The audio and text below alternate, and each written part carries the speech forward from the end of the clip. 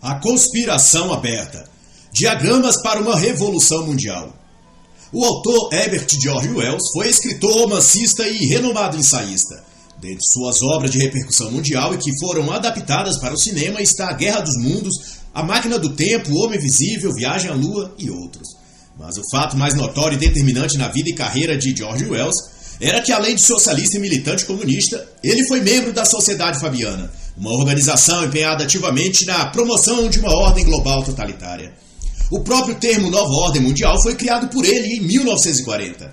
A obra Conspiração Aberta, publicada na forma definitiva e em português, foi em 1933.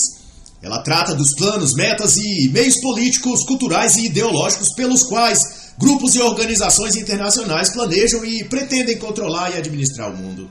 No primeiro capítulo, chamado A Crise Atual dos Assuntos Humanos, o autor aplica uma espécie de convencimento no leitor, mostrando que o mundo em crise e sem um norte, uma direção, precisa e até necessita ser guiada e dirigida a um estado de ser mais seguro e estável. A primeira frase do livro é justamente: o mundo está passando por mudanças imensas. Na página 13, Wells vai dizer, tentando repercutir esse sentimento de que o mundo está perdido diante de tantas mudanças e evolução, e, portanto, precisará de orientação e de um porto seguro, ele vai dizer: há um sentimento de instabilidade profunda de insegurança. Para a grande multidão, vai enfatizar o autor, não há facilidade, nem abundância e nem liberdade. E na página 16, o mesmo processo de convencimento ou de lavagem cerebral continua. Estamos à deriva, sendo ludibriados, enganados e corrompidos, importunados, ameaçados, porque não sabemos como nos encaixar numa vida e as novas oportunidades.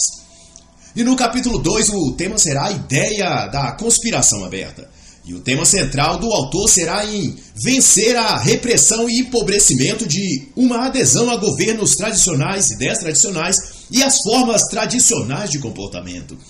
E tudo isso, George Wells vai dizer para depois sugerir uma nova ordem social para regular a vida em sociedade. Uma ordem e tipo de organização social que ele próprio veio chamar posteriormente de Nova Ordem Mundial. E por se chamar A Conspiração Aberta, este livro não trata disso de forma subliminar ou entre linhas, mas de um modo natural, sem máscaras ou meias palavras. Em certo sentido, Wells trata esse assunto como se uma consequência natural do processo evolutivo da humanidade.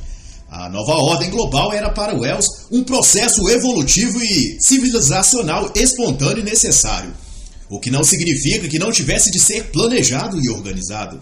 Ele próprio admite na página 21 que pessoas inteligentes estariam se despertando para a necessidade e para os meios de uma grande ordem social e política, que abrangesse todo o mundo. De acordo com o autor, essas pessoas ao redor do mundo se reuniriam com outras e se empenhariam a planejar e executar o projeto da grande civilização mundial. Esse grande projeto, segundo Wells, começaria com um tipo de processo mental, depois prático e em seguida num tipo de organização não formalizada contra os governos nacionais, acusando-os de insuficientes, gananciosos, corruptos. E dali um tempo, vai continuar a dizer o autor, esse protesto informal se tornaria uma conspiração mundial que, por sua natureza, evoluiria para uma escala global sem retorno. A partir, então, do capítulo 3, o autor discorrerá sobre o papel dos indivíduos nessa grande conspiração global, que algumas vezes ele, o autor, chamará de mudanças globais. Para Wells, a conspiração é necessária para organizar o mundo e proporcionar uma vida melhor e mais justa para todos. E por isso, nesse trilho de modificações mundiais, de implantação da nova ordem, as pessoas têm também quem contribuir. E o autor vai enfatizar que todo o conceito de ordem global diz respeito a assuntos humanos. Isto é, tem a ver com a humanidade, seus direitos, seu bem-estar, seus interesses sociais, pessoais e coletivos. E para bem concatenar essas ideias, George Wells salienta que a conspiração aberta deve ser e será um renascimento intelectual da sociedade. Ora, não foi exatamente isso o que buscou promover a antiga promessa da Revolução Francesa? despertar e florescer uma nova cultura, uma nova clareza intelectual, um resgate dos valores e sabedoria humana contra o obscurantismo religioso da Idade Média. Não foram todas essas velhas promessas que só destruiriam de vez todos os alicerces da sociedade, como tradições familiares, fé religiosa, crenças, sua moral social? E para conhecimento específico disso, do tipo e alcance das mudanças produzidas pela Revolução Francesa e o Renascimento, eu recomendo as excelentes obras A Nova Idade Média, de Nikolai Berdyaev, e Libido Dominante, de Michael Jones. Mas seja como for, essa guerra cultural, que não se chamava assim na época, claro, proposta por George Wells para despertar a tal intelectualidade das pessoas, segundo o que ele sugere, deve passar pela reforma das palavras. Segundo Wells, a inteligência se transmite ou se apreende por meio das palavras, e se as palavras puderem ser renovadas, melhoradas ou redefinidas, consequentemente a inteligência também pode ser aperfeiçoada.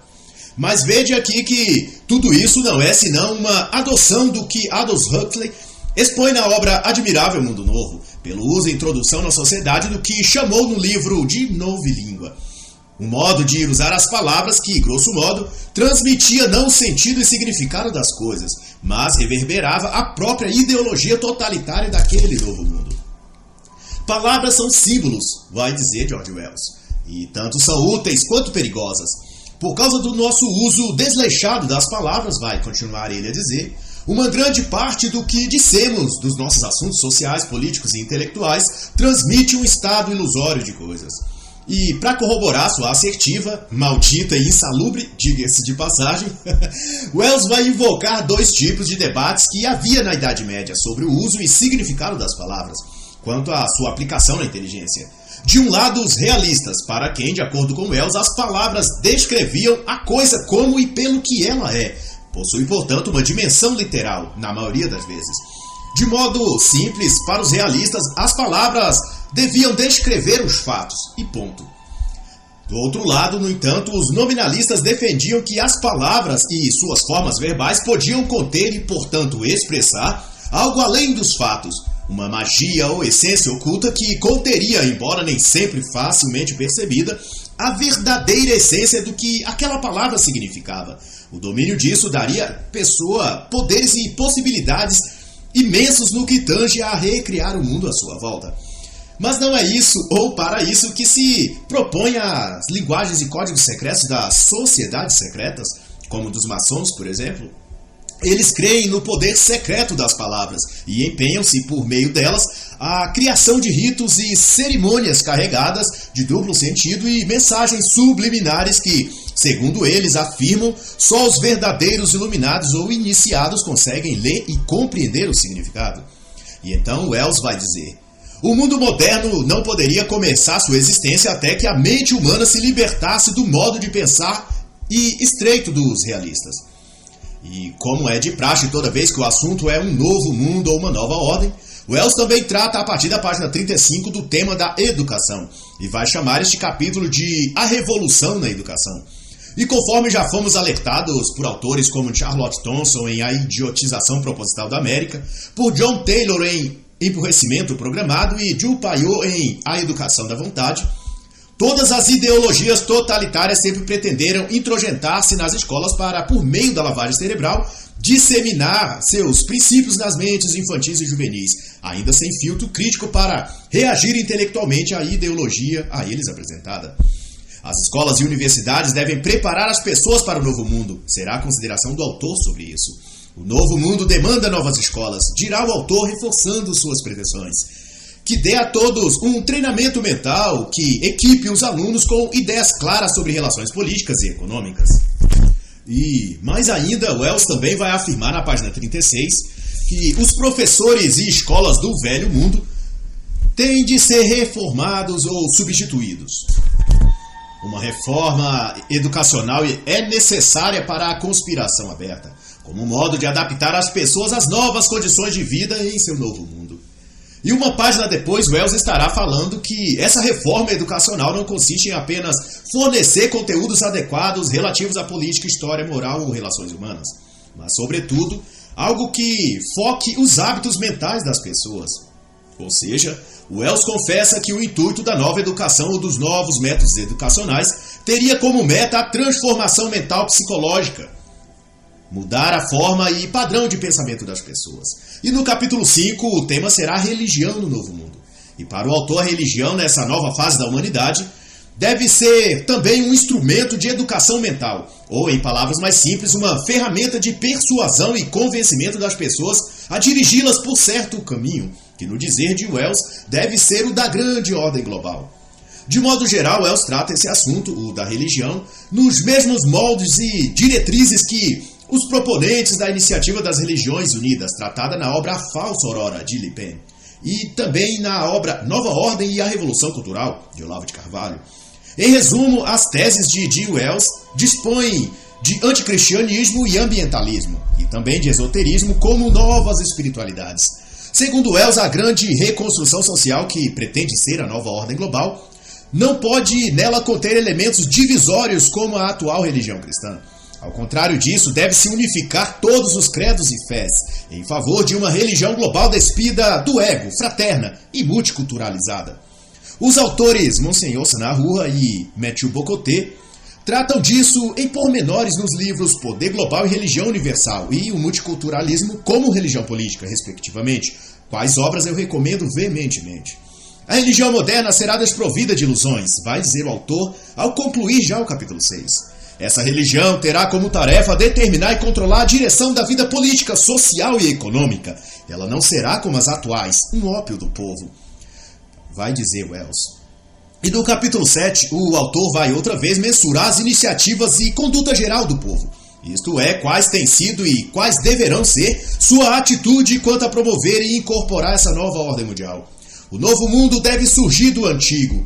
Com essas palavras, George Wells avalia que as mudanças sociais, políticas, econômicas e culturais que formarão o novo mundo devem vir de forma progressiva. E nesse sentido, os métodos aqui propostos ou justificados por George Wells são aqueles também elencados por outro autor, Antônio Gramsci, e discutidos com maestria pelo professor Olavo de Carvalho em A Nova Ordem e a Revolução Cultural, a qual eu também recomendo a leitura. O governo mundial, vai dizer Wells na página 61 e 62, será um tipo de organização que terá suplantado os modos e métodos das soberanias atuais. Coisas como patriotismo, bandeiras, uniformes, hinos nacionais, igrejas ou coisas do tipo serão extintos pelo bem comum. O mundo será gerenciado por grupos adequadamente equipados, vai afirmar o autor.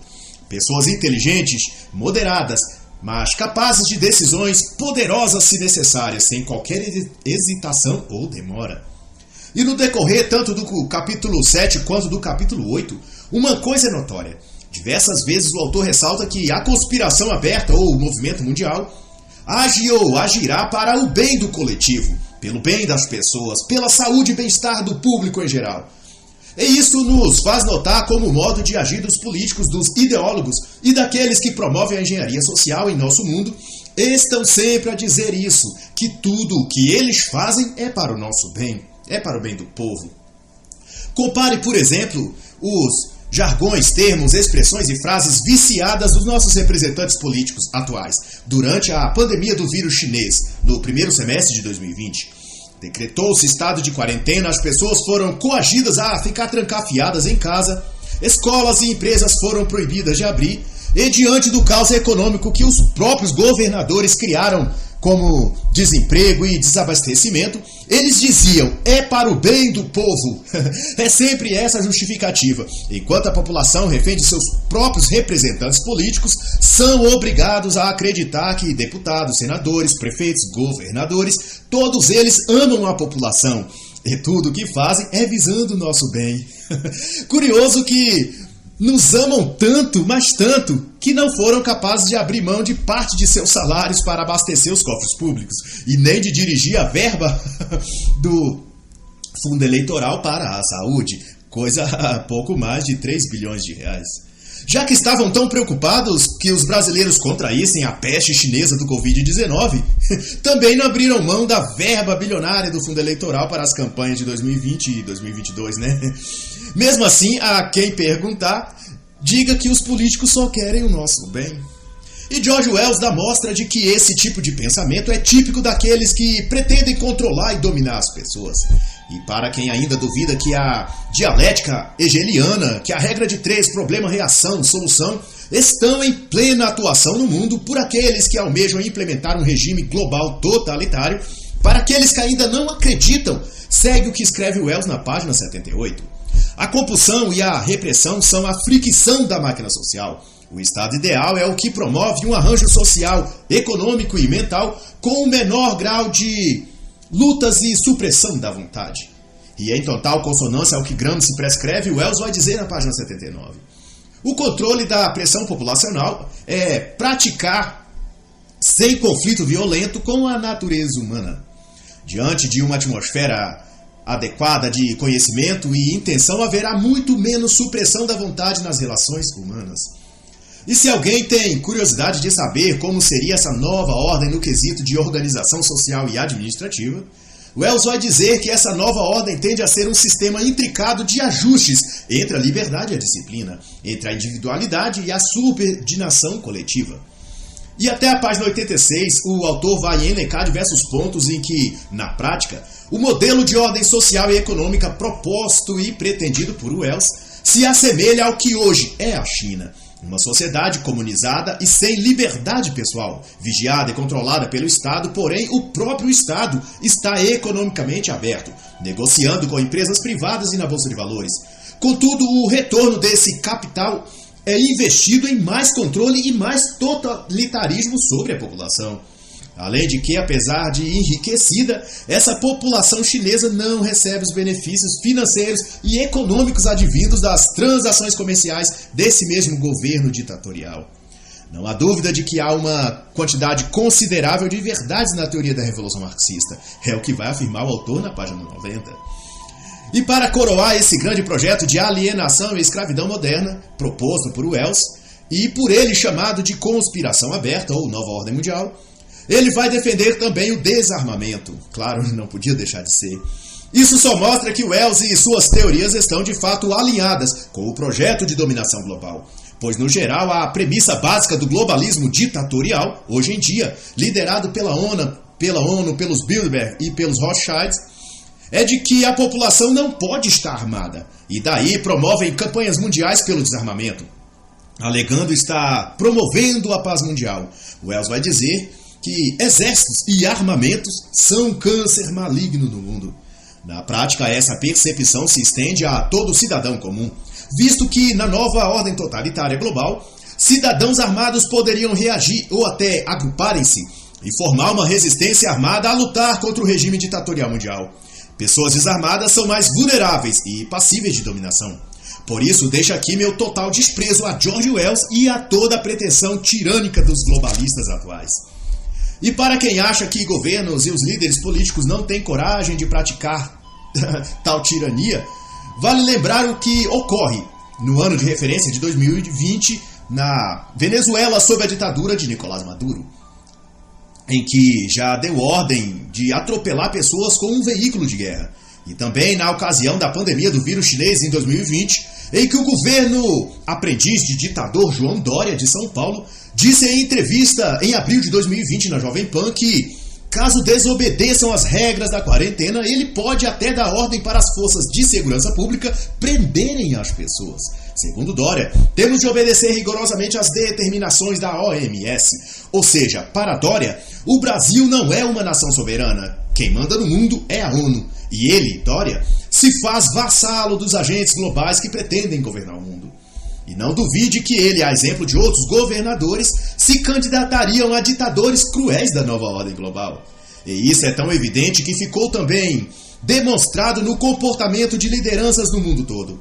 O líder das Filipinas, por exemplo, nesse mesmo período de quarentena por causa do coronavírus, deu ordem à sua segurança pública que atirassem para matar quem desobedecesse a quarentena fora dos horários permitidos.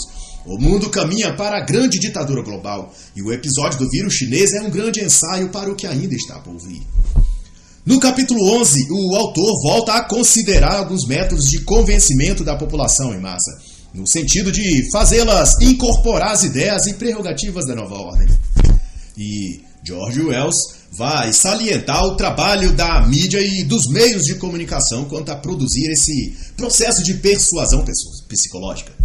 E ele então vai dizer que a elaboração, exposição e propaganda dessa ideia de conspiração aberta deve vir da própria propaganda e da educação escolar, a fim de estabelecer uma ideologia moderna nas mentes das pessoas e assim concretizar a tarefa da nova ordem mundial, que é conseguir o assentimento do maior número de pessoas possíveis.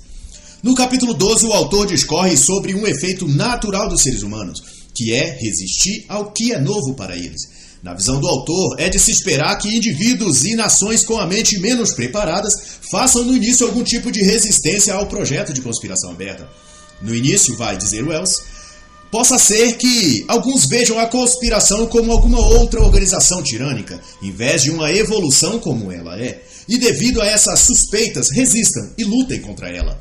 E na visão do autor, Rússia e China seriam as principais resistências ao governo global, nos moldes apresentados por Wells, mas isso porque na época que Wells escreveu o livro, Wells, o próprio autor, ele via o marxismo russo desenvolver-se pelo prisma do czarismo e a China por algo parecido. E daí Wells concebia um governo global partindo da Europa para a Ásia e daí para o mundo. Mas o que se vê hoje na geopolítica mundial é a Rússia e China aliadas e o globalismo partindo da Ásia para o restante do mundo, ou seja, é o efeito inverso, é o caminho ao contrário do que Wells previu. Principalmente a Europa, claro. É o continente europeu quem mais se comporta como vassalo da China e Rússia, e não o contrário. E no capítulo 14, a partir da página 149, o autor conceitua que a conspiração aberta começa como uma discussão, uma propaganda, que vai se disseminando até se tornar fato comum em torno de debates, que envolve cada vez mais pessoas e cada vez parcelas maior da sociedade, até que seja algo presente em cada mesa de jantar de cada família em cada lugar. O que Wells quer dizer é que, antes de ser algo efetivo no campo político e social, a grande ordem global há de se tornar uma ideologia ou conjunto de ideias que façam parte do senso comum da população, de modo que ninguém se espante quando ela vir de fato. Novamente se aplica aqui o conceito de Gramsci, de que as pessoas devem se tornar comunistas sem o saber que são, porque as ideias e pressupostos marxistas foram tão bem incorporadas por elas que nem perceberam quando passaram a pensar e sentir como legítimos socialistas. E de igual modo, a penetração dessa também ideologia totalitária da nova ordem, segundo Wells, deve ser absorvida pelas pessoas de modo homeopático, para que se não ofereça a ela resistência mental. E o autor vai então endossar alguns dos principais princípios, por assim dizer, que terá a conspiração mundial, ou a nova ordem global. 1. Os governos existentes são provisórios. 2. Haverá um sistema econômico mundial. 3. Haverá uma diretoria mundial que sirva aos objetivos comuns da sociedade. 4. Haverá um controle biológico mundial da população e das doenças. 5. Estabelecimento de um padrão reduzido de liberdade individual. 6. A diretoria mundial terá a tarefa de fazer avançar o conhecimento e a capacidade do poder mundial. E número 7. Indivíduos são menos importantes que o coletivo. E no capítulo 15, Wells dá ênfase ao trabalho da ciência, chegando a dizer que a ciência pertence a uma associação maior que qualquer rei ou presidente no mundo. Wells também diz que a ciência terá uma atuação especial na conspiração aberta e remete ao que o positivismo de Augusto Comte já dissera de uma sociedade tecnocrata e condicionada aos ditames técnicos da ciência. É mais ou menos o que ocorreu na pandemia do vírus chinês em 2020. Todas as medidas arbitrárias e repressivas do confinamento imposto pelos países e também pelo Brasil tinham sua alegação de validade pautada nos supostos especialistas e técnicos da ciência química e sanitária. Os argumentos que justificavam o isolamento social eram ditos científicos e os governadores e até o presidente do Congresso, Rodrigo Maia, assim como o presidente da OAB, ameaçaram entrar com uma ação judicial contra Bolsonaro caso ele decidisse desrespeitar os ditames científicos da ONU e da OMS. Diziam eles que o presidente deveria obedecer os gráficos, laudos e determinações dos especialistas da OMS. Ou seja, a ciência deverá controlar as nações mais do que os próprios líderes dessas nações. É a famosa ditadura científica, algo que se concretiza o sonho de consumo dos positivistas maçons brasileiros, como o próprio vice-presidente General Mourão. E no capítulo seguinte, o autor vai discorrer sobre os movimentos e organizações já existentes no mundo que contribuem para a conspiração aberta. E dentre vários que o Wells cita, ele destaca o Movimento para Estudo e Controle da Natalidade, que nada mais é do que um movimento pró-abortista. O autor destaca também organizações para a paz mundial e movimentos socialistas ao redor do mundo. Quanto a estes, o autor chega a dizer que os vários movimentos socialistas são projetos parciais, forças nacionais e políticas que devem unir-se em torno de uma mesma plataforma econômica mundial, que ajude a construir então um novo mundo proposto por Wells. E o próprio autor também vai dizer que a conspiração aberta vem a ser a fusão completa de todos os impulsos comunistas no mundo. Outro apontamento do autor será que, sobre os órgãos mundiais, eles contribuem para a nova ordem mundial e será então que os conglomerados petrolíferos mundiais cooptaram seus esforços e poder em direção à grande administração global. Os negócios de petróleo, vai dizer Wells, serão carregados para dentro da grande conspiração. E mais ainda, o autor vai concluir na página 188 que todos esses movimentos possuem uma operação parcial e devem ser conduzidos para dentro de um único grande movimento mundial, a fim de que a energia, estratégias, esforços e recursos financeiros desses movimentos não sejam desperdiçados, sejam todos, portanto, agrupados e direcionados para o mesmo foco, que é a ordem global. E nesse sentido, vale ressaltar que o pânico, o alarmismo, o terrorismo psicológico criado pela mídia e pelos governos locais no Brasil e no mundo tem o intuito claro de apoiar esse movimento mundial de controle e instalação de governo mundial, digo, a respeito da pandemia do Covid-19 em 2020. Tanto é que fala-se em mudança nas regras mundiais para tudo. Viagens, negócios, vigilância, restrição da liberdade, monitoramento das pessoas e até de tarifas globais para os países. Em entrevista ao portal de notícias Jovem Pan, por exemplo, em abril de 2020, a bióloga molecular e geneticista premiada Mariana Zatz chegou a dizer que o conceito de fronteiras nacionais devem ser repensadas. E justificou dizendo que a doença do Covid-19 veio a mostrar que enfermidades e problemas graves não respeitam fronteiras, elas contagiam o planeta inteiro. Desse modo, os limites de cada país e nação já não seriam razão de ser. Essa fala, na verdade, expressa os sentimentos e pretensões do globalismo totalitário, que é de criar um governo único que, apoiado por um grupo restrito de mentes iluminadas, tomem todas as decisões econômicas, políticas e de saúde para o mundo. Dentre outras falas da geneticista, está que a ciência deve respaldar todas as grandes decisões do mundo daqui para frente, conforme tenta se fazer no caso da peste chinesa que infectou o mundo, o coronavírus, em que a ONU, por meio da OMS, tenta valer de cientistas e especialistas para determinar tudo o que as demais nações devem obrigatoriamente seguir. Ora, o que é isso senão um simulacro de governo mundial?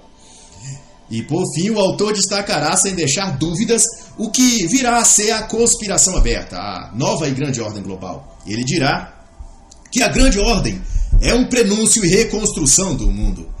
É o poder que suplantará fronteiras, dissolverá condutas, mudará os preceitos sociais. A conspiração aberta, vai concluir o autor, será o fim do velho mundo e o renascimento de um novo. A conspiração aberta é o despertar da humanidade. É o que vai concluir o autor na última página do livro. E assim encerro a análise do livro A Conspiração Aberta, Diagramas para uma Revolução Mundial, de George Wells.